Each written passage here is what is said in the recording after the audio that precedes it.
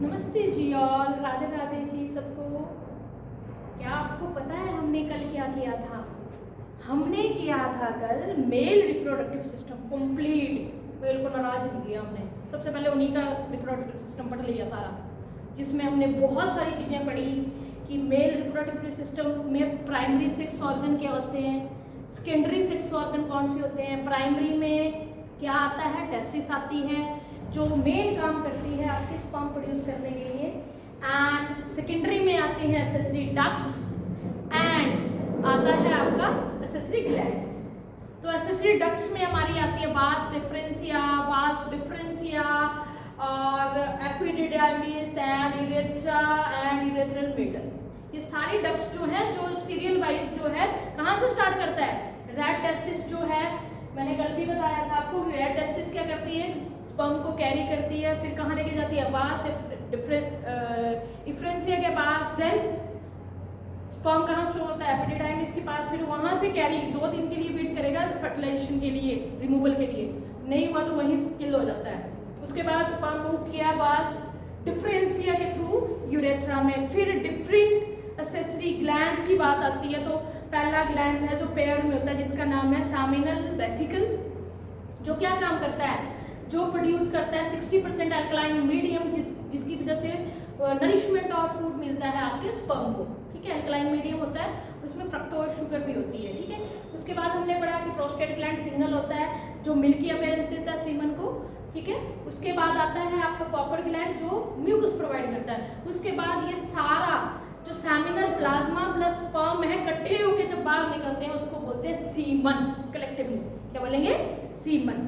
और हमने कल ये भी पढ़ा था एक्सटर्नल जेनाइटला जो है ह्यूमन मेल का, that is known as penis. And penis की जो बाहर वाली लेयर है, स्किन फोल्ड है सबसे ऊपर टॉप पे, तो वो उसको ग्लैंड पेनिस बोलते हैं, और उसकी स्किन कवरिंग को बोलते हैं foreskin. What we call that? Foreskin. और उसमें एक हल्का सा होल होता है, उसको मेटस बोलते हैं। ठीक है, चलो इतना ही था आई थिंक सो। उसके बाद ग्लैंड्स के बारे में हो गया, सब कुछ हो गया। बाकी क्या रहता है इसका? I think so we have completed. Let us start. आज मेरे साथ पढ़ते हैं फीमेल रिप्रोडक्टिव सिस्टम। क्या पढ़ेंगे? Female reproductive system present on the near the abdomen, यहाँ पाया जाता है, जिसमें 2 आपके ऑर्गन होते हैं, same like the male, but name are the different and function are the different. सबसे पहला हम पढ़ेंगे जो आपका ह्यूमन फीमेल है, उसके अंदर मैं यहीं पे लिख दूंगी क्योंकि फिर ब्लैक बोर्ड पे वहाँ पे अच्छा लिखा नहीं जाता, थोड़ा सा है ना। जो male reproductive female reproductive system है, इसके अंदर प्राइमरी सेक्स ऑर्गन,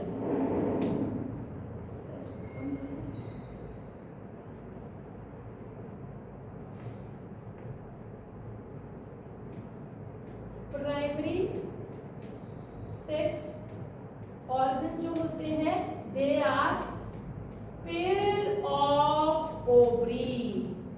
जो ये है, these are known as the pair of ovary. ठीक है,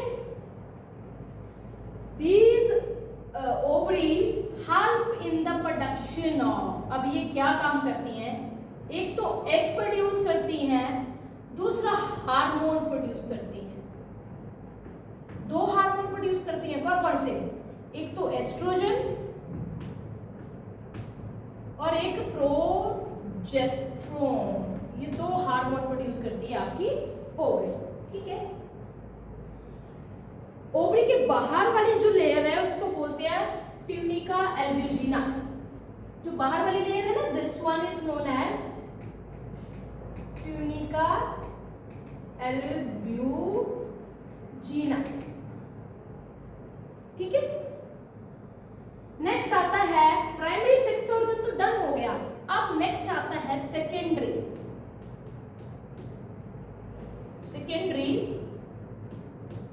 sex organ. Primary sex organ is done, secondary sex organ जो है, दीज आर द डक्ट्स। ये या तो ये डक्ट्स होती हैं और एंड ग्लैंड्स। इसके अंदर 2 चीजें आ जाती हैं। डक्ट्स में आता है आपका वेजाइना। वेजाइना एक एक्सटर्नल जेनाइटला नहीं है, एक ग्लैंड वो डक्ट है, ठीक है। उसके बाद आता है सर्विक्स। देखते रहना आप एनसीईआरटी के अकॉर्डिंग सही है कि नहीं है, मैडम को चेक भी तो करते हैं सही पढ़ा रही है मैडम या गलत, हो सकता है कुछ चीजें स्किप कर जाए माइंड से, ठीक है। एंड ग्लैंड के अंदर हमारा इसके अंदर आता है bulbo urethral gland, bulbo urethral gland और प्रो यूरेथ्रल ग्लैंड भी बोलते हैं, ठीक है। जो क्या करते हैं, म्यूकस स्क्रीट करते हैं for the sexual intercourse, during the sexual intercourse mucus secrete करता है और आपकी पीएच मेंटेन करता है रिप्रोडक्टिव पार्ट की, ठीक है। उसके बाद यहाँ पे ये एक ग्लैंड है जिसका कॉपर ग्लैंड का ही उसका जैसे मेल में होता है सेम वैसे ही वो भी म्यूकस ही प्रोड्यूस करता है। तो ये तो है आपका प्राइमरी सेक्स ऑर्गन। और डक्ट्स के बारे में पढ़ते हैं। यूट्रस, ये भी इसी के अंदर आता है, ठीक है। Fallopian tube, fallopian tube is also a duct which carry the sperm. अब वन बाय वन एक्सप्लेन करूंगी। This whole is known as fallopian tube. ये सारी क्या है बेचारा फिलोपियन ट्यूब। और यहाँ पे अगर मैं बात करूं, यहाँ पे इस तरह से फिंगर लाइक स्ट्रक्चर होती हैं जिनको फिम्ब्रे बोला जाता है। क्या बोला जाता है? These finger like structure are known as fimbriae. अब ये सारी स्ट्रक्चर क्या है, यहां से मैं वन बाय वन इसका एक्सप्लेन करूंगी। सबसे पहला पार्ट है इनफंडिबुलम, इनफंडिबुलम। दूसरा पार्ट है एम्पुला एंड तीसरा जो ये पार्ट है इसका नाम है इस्थमस, जिसके पास सिलिएटेड एपिथेलियल टिश्यूज होते हैं। क्या होते हैं इसके पास? सिलिएटेड एपिथेलियल टिश्यूज होते हैं। यहाँ पे इस तरह से सीलिया होते हैं, छोटे छोटे छोटे छोटे सीलिया प्रेजेंट होते हैं। इस तरह से छोटे छोटे जो सीलिया प्रेजेंट होंगे अंदर की तरफ, वो क्या करेंगे? स्पर्म और एग को मूव करने में, मतलब जब जाइगोट बन जाता है उसको मूव करने में हेल्प करते हैं, ठीक है। These three part are the part of fallopian tube, fallopian tube, ठीक है। और इसी ट्यूब का दूसरा नाम है ओविडक्ट। क्या नाम है? ओविडक्ट और फर्टिलाइजेशन कैनाल। और तीसरा नाम क्या है इसका? फर्टिलाइजेशन कैनाल, फर्टिलाइजेशन कैनाल, ठीक है। उसके बाद ये वाला पार्ट जो है, ये और ये, this portion is known as uterus. और किसके अंदर आती है? डक्ट्स के अंदर आता है यूट्रस। ये डक्ट्स है vagina, cervix, fallopian tube, all are the ducts जो कैरी करती हैं चीजों पाइपों की तरफ, ठीक है। बाकी आपका जो ये इतना हो गया। ये जो यूट्रस है it is lined by 3 layers. 3 layers होती हैं इसकी, जिन लेयर्स का वन बाय वन मैं नेम एंटर करूंगी इसमें, ठीक है। फर्स्ट लेयर, सेकंड लेयर,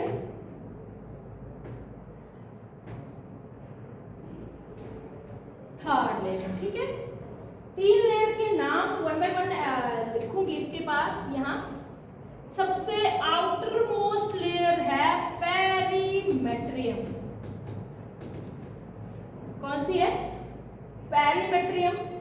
उसके बाद जो कैसी होती है? Outer most layer protective layer होती है। उसके बाद आती है सेकेंड मोस्ट लेयर, बीच वाली लेयर, जिसको बोलते हैं मायोमेट्रियम। इसमें स्मूथ मसल्स कंट्रैक्शन सबसे ज्यादा होती है, मस्कुलर होती है ये, मस्कुलर। जब बच्चा पैदा होता है तो जोर मदर कहाँ से लगाती है? ये मायोमेट्रियम से लगाती है जोर, बच्चे को बाहर एक्सपेल आउट करने के लिए, पार्चुरेशन के टाइम, बर्थ के टाइम, बच्चे के बर्थ के time. And third most layer is known as endometrium.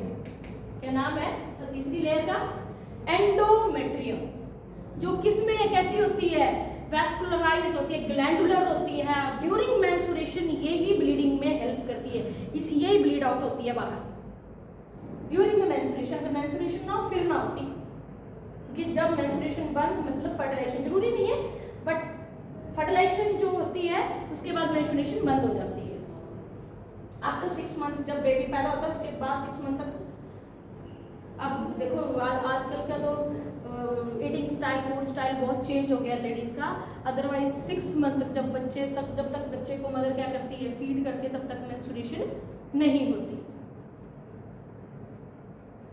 उसके बाद आपकी ये आती है ये वाली लेयर, ये वाला पोर्शन, इसको बोलते हैं सर्विक्स। क्या बोलते हैं? सर्विक्स। और इसको बर्थ कैनाल भी बोला जाता है। What we call it? Birth canal.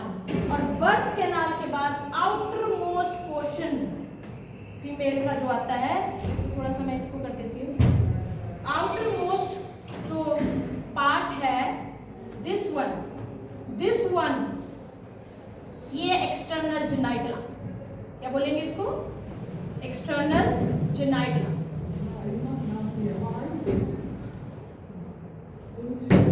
ठीक है।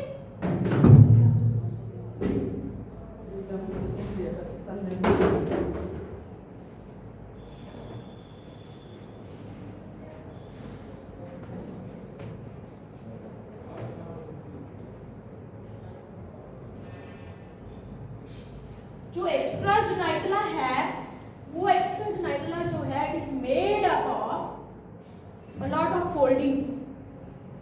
Vagina which is known as duct, इसको क्या बोलेंगे? डक्ट बोलेंगे। इसका आउटर मोस्ट पार्ट जो है इसको बोलेंगे लेविया मेजरा। अंदर वाला फोल्ड इसको बोलेंगे लेविया माइनरा। इसको बोलेंगे जो हेयर, जहां पे हेयर्स होते हैं उसको बोलेंगे मोन प्यूबिस। क्या बोलेंगे? मोन प्यूबिस। जो हेयर एक्सट्रैक्ट, जहां पे हेयर्स होते हैं, ये सारे पोर्शन पे हेयर्स होते हैं। ठीक है। This is vaginal opening. Vaginal orifice भी बोलते हैं, ऑरिफिस और ओपनिंग भी बोलते हैं। Here is clitoris. ठीक है। हेयर एनल, ये एनल वाला पोर्शन है। ये सारा जो है फीमेल रिप्रोडक्टिव पार्ट्स के बारे में मैंने आपको बहुत अच्छे से एक्सप्लेन कर दिया। यहीं पे आपके पर्पोइडोर्सली ग्लैंड्स होते हैं जो म्यूकस सीक्रेट करते हैं। ठीक है। नेक्स्ट आता है, ये देखो यहीं पे थोड़ा यहाँ से एक्सप्लेन कर देंगे। The female reproductive system is made up of pair of ovaries, accessory ducts and external genitalia. जिसमें पेयर ऑफ ओवरीज के बाद एक्सेसरी डक्ट्स में आती है ओविडक्ट, 2 होती है, यूट्रस आता है, वेजाइना आता है। ठीक है। उसके बाद एक्सटर्नल जेनाइटला के अंदर आपका मोन प्यूबिस आता है, वेस्टिब्यूल्स आते हैं, labia majora, labia minora, hymenic layer होती है, बिल्कुल थिन लेयर होती है, जिससे लोग वर्जिनिटी को बोलते हैं कि जिसकी thin layer as it is है तो वर्जिन है फीमेल। ठीक है। बट ऐसा जरूरी नहीं है। अगर फीमेल गिरती है जोर से, स्पोर्ट्स के टाइम, साइकिलिंग करते हुए कुछ भी होता है, तो वो ये लेयर टूट जाती है। ये मिथ है कि वर्जिनिटी के लिए ये लेयर होनी जरूरी है, नहीं, जरूरी नहीं है। दूसरा, सम फीमेल्स में ये लेयर आफ्टर सेक्सुअल इंटरकोर्स भी परसिस्ट करती है, फिर ये तो मिथ ही हुआ। ठीक है।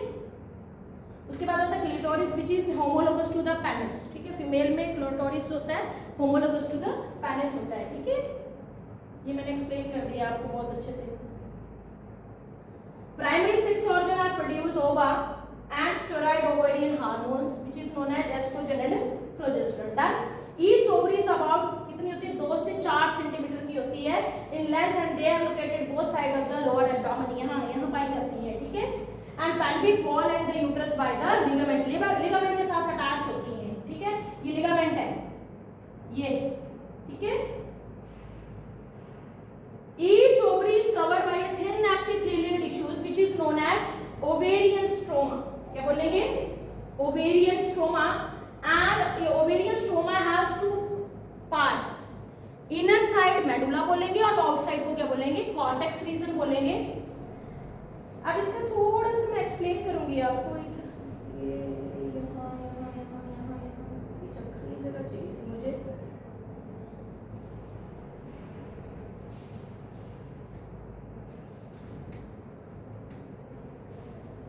सपोज करो ये ओवरी की स्ट्रक्चर है, ये ओवरी की स्ट्रक्चर है, ठीक है। ये जो ओवरी है इसका ये वाला हिस्सा जो है, this is known as medulla, ovarian medulla, and this portion is known as cortex. क्या बोलेंगे इसको, कॉर्टेक्स बोलेंगे। अब बोलते हैं इसके अंदर जो है हमारे फीमेल्स के अंदर ड्यूरिंग बिफोर प्यूबर्टी, जब बच्चा पैदा ही होता है, पैदा होने के बाद बेटी में और गर्ल चाइल्ड में क्या हो जाते हैं, 60 से 70 हज़ार एग ऑलरेडी होते हैं, बट इमेच्योर कंडीशन में होते हैं। प्रोफेज में, मियोसिस के प्रोफेज 1 में अरेस्टेड होते हैं। जैसे प्यूबर्टी आती है 1 by 1 हर महीने एक एक एग मैच्योर होता है। होता कैसे है ये बता रही हूँ। सपोज करो ये पहला एग है, सपोज करो दिस इज प्राइमरी फॉलिकल, ठीक है। ये मैच्योर होगा, ये इसके अंदर लेयर्स बनेगी, तो ये क्या बन जाता है, इस तरह से 2 लेयर्स आ जाती हैं, बीच में स्पेस, सेकेंडरी फॉलिकल्स। उसके बाद आता है टर्शियरी फॉलिकल जिसमें 3 लेयर्स आ जाती हैं। उसके बाद बनता है ग्राफियन फॉलिकल जिसमें 3 लेयर्स बनेगी और साथ में क्या बनेगा, एग बनेगा बीच में। एग भी नहीं बोल सकते इसको, सेकेंडरी oocyte बोलेंगे। दिस इज नोन एज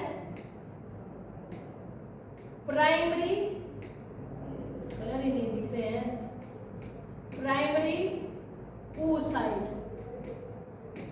फिर क्या होगा, लेयर्स आती जाएंगी। प्राइमरी के बाद क्या बन जाएगा, ये सेकेंडरी, प्राइमरी फॉलिकल भी बोलेंगे इसको। इसके बाद क्या बोलेंगे इसको, सेकेंडरी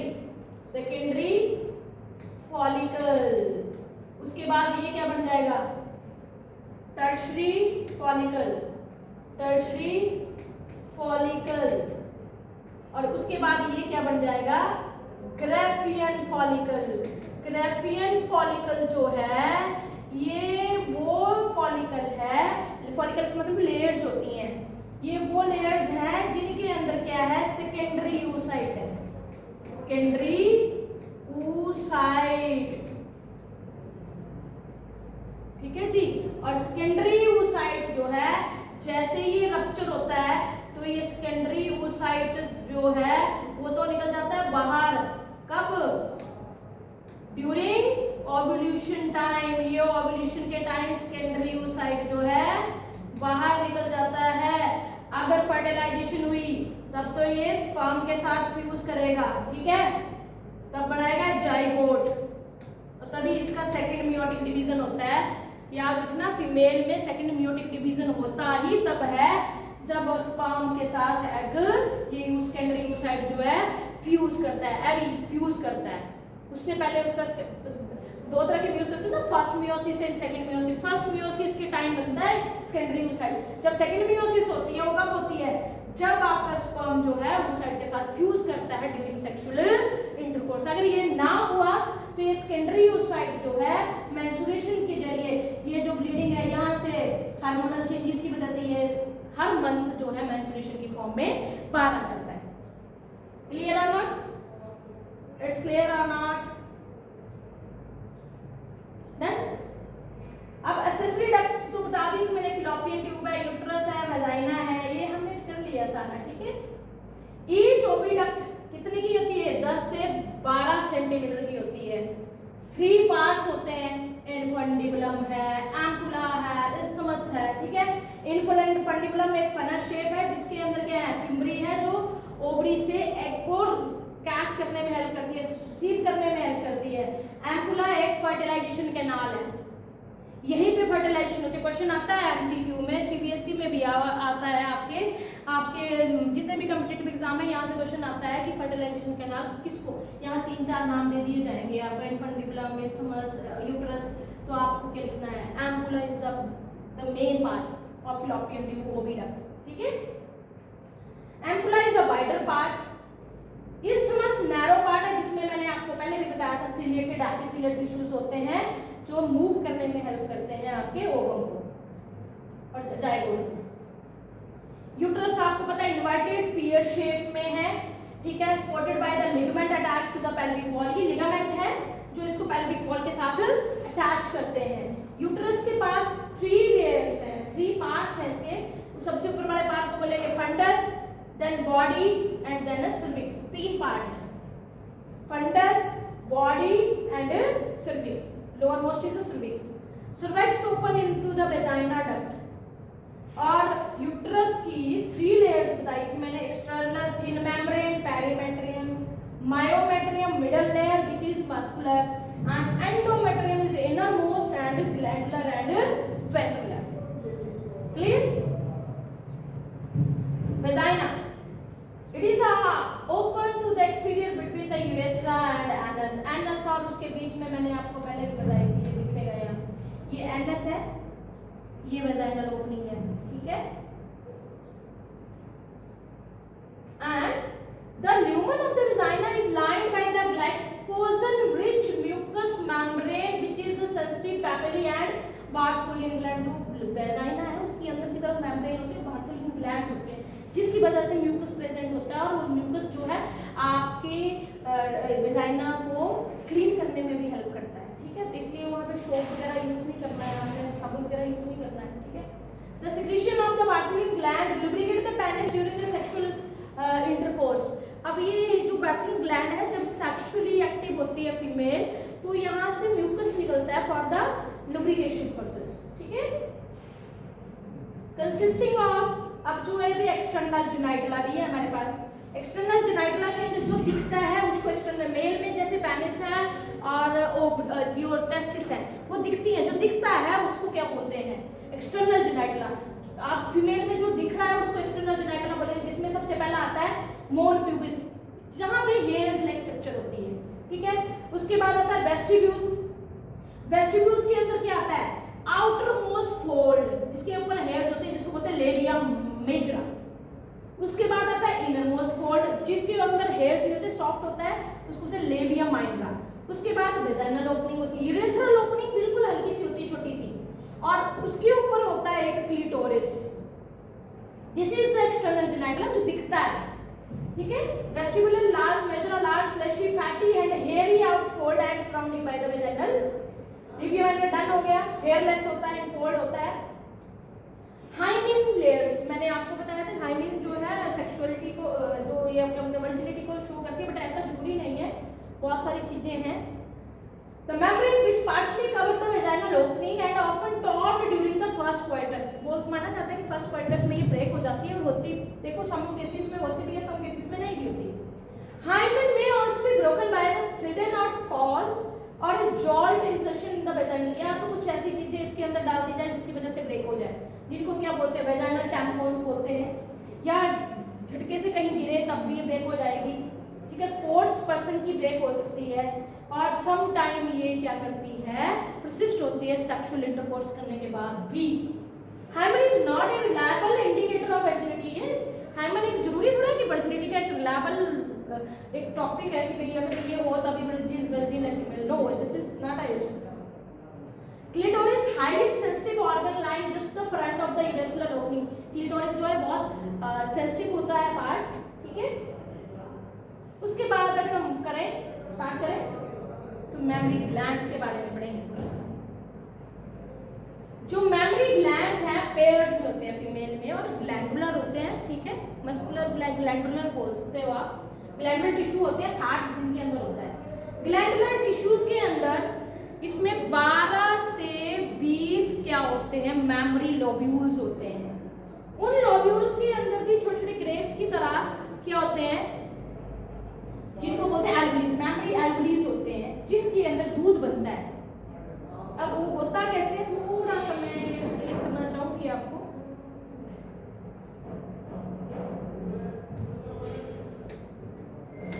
स्टार्ट करते हैं। ये है फीमेल का mammary gland, right?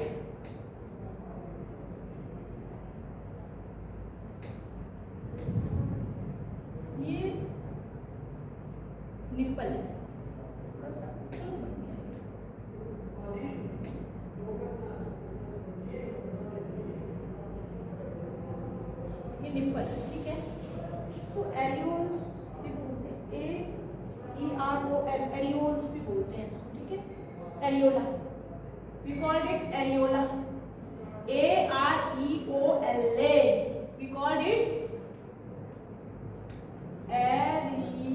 Areola, spelling है इसकी एरियोला।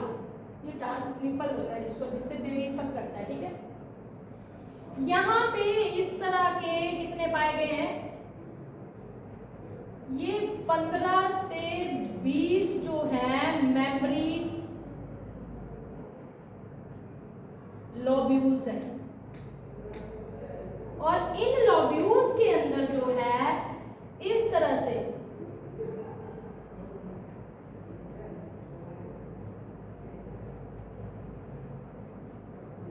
ये क्या है, मेमोरी एल्बुलीज, what we called them memory एल्बुलीज, ये मेमोरी एल्बुलीज है। और मेमोरी एल्बुलीज के अंदर दूध बनता है, मिल्क फॉर्मेशन होती है, ये एक एक क्या कहलाएगा, मेमोरी एल्बुलीज। और इनके पास ये डक्ट होती है, ये इस डक्ट के थ्रू ये दूध को क्या कहते हैं, मेमोरी डक्ट्स बोलते हैं। ये कहाँ लेके जाते हैं, यहाँ पे एम्पुला होता है, ये वाली जगह।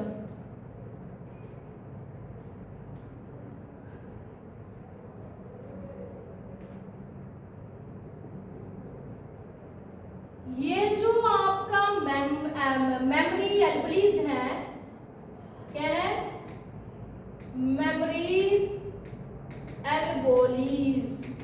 ये जो मेमोरी एल्बुलीज है, यहाँ मिल्क फॉर्मेशन होगी, जैसे मिल्क फॉर्मेशन होगी डक्ट के थ्रू दूध आएगा और यहाँ पे एम्पुला के पास स्टोर हो जाएगा, ठीक है। फिर लैक्टिफेरस डक्ट के थ्रू वो कहाँ जाएगा, बच्चे के पास, जब बच्चा क्या करता है, इसको सक करता है, दूध लेता है, ये लैक्टिफेरस डक्ट है। क्या है ये, लैक्टिफेरस डक्ट। समझ आ गया ये। जो ह्यूमन फीमेल है उसके अंदर इस तरह से ये मैमरी ग्लैंड्स होते हैं, दो, ये ग्लैंडुलर होते हैं और फैटी टिश्यूज होते हैं, यहाँ साइड में सारे फैट टिश्यूज होते हैं, ठीक है। और इसके पास कितने होते हैं, 15 से 20 मेमोरी लोब्यूल्स होते हैं। इन लोब्यूल्स में आपके क्या होते हैं, मेमोरी एल्बुलीज, और जहाँ पे मिल्क बनता है, मेमोरी एल्बुलीज में मिल्क बनता है। मेमोरी एल्बुलीज के बाद कहाँ जाएगा दूध, दूध जाएगा डक्ट में, मेमोरी डक्ट, मेमोरी डक्ट्स में, और डक्ट के बाद कहाँ जाएगा, एम्पुला में, ये एम्पुला रीजन है, एम्पुला। और एम्पुला के बाद कहाँ जाएगा, लैक्टिफेरस डक्ट में, और उसके बाद बच्चा सक कर देता है, अगर नहीं हो तो स्टोर करते हैं इसको, ठीक है। थोड़ा सा ये देख लो, दीज आर लोब्यूल्स, क्या बोलेंगे इसको, memory lobules. Each lobules have these memory albules which contain milk, which help in the formation of milk. That milk is transferred through these duct, memory duct to the ampullae. ये ampullae है, और ampullae के बाद lactiferous duct के through कहाँ जाता है, nipple में आता है milk। और ये क्या है, आपके रिब्स वाली बोन्स है, ये रिब्स की बोन्स है, ठीक है। यहाँ पे आपके फैटी टिश्यू है, ये सारा फैटी टिश्यू दिखाए गए हैं, ये सारे येलो येलो कलर के हैं, फैटी टिश्यूज हैं, ठीक है। It's clear. अब यहाँ से ये क्वेश्चन आता है, what is the sequence of the formation of milk and release, कहाँ से कहाँ बनता है। मेमोरी एल्बुलीज बनाते हैं टिब्यूल्स के पास जाता है, उसके बाद कहाँ जाता है, डक्ट्स के पास, उसके बाद आता है एम्पुला, इसके पास एम्पुला, एल्बुलीज, then mammary tubules, then ducts, ये बड़ी बड़ी डक्ट्स हैं, ये सारी डक्ट्स हैं, ये है टिब्यूल्स, ये छोटी छोटी जो है यहाँ से निकल रही हैं, जो मेमोरी एल्बुलीज से। उसके बाद कहाँ जाएगा लास्ट में, मेमोरी एम्पुला में। सीक्वेंस ऑफ मिल्क कंडक्शन, यहाँ से क्वेश्चन आता है कि क्या सीक्वेंस है, मेमोरी एल्बुलीज, then tubules, then duct, then ampulla, ठीक है। थैंक यू, कल करेंगे फिर। धन्यवाद। अगर आपको मेरा कुछ भी सुझाव मुझे देना कमेंट में, तभी ऑन करूंगी, अभी अभी तो चाहती नहीं हूँ कमेंट ऑन करना, क्योंकि अभी मैं सीख रही हूँ थोड़ा थोड़ा। मैं चाहती हूँ बेस्ट से बेस्ट वे से आपको समझाऊँ, बाई लैंग्वेज समझाऊँ। तो प्लीज़ मेरे चैनल को सब्सक्राइब भी करें, लाइक भी करें और शेयर भी करें। थैंक यू, मिलते हैं कल